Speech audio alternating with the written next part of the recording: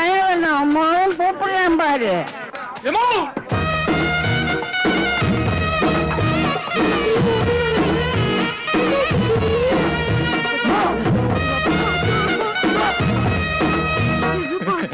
என்னப்பாச்சு சாமி, என் புள்ள இப்படி கதறானே. ஐயோ, என்னப்பா? வேலை கிடைச்சிடுமா?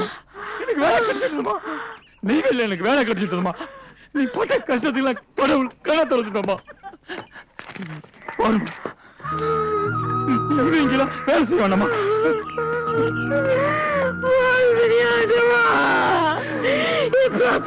போலப்பா, என் பிள்ளைக்கு தான் காட்டிட்டப்பா.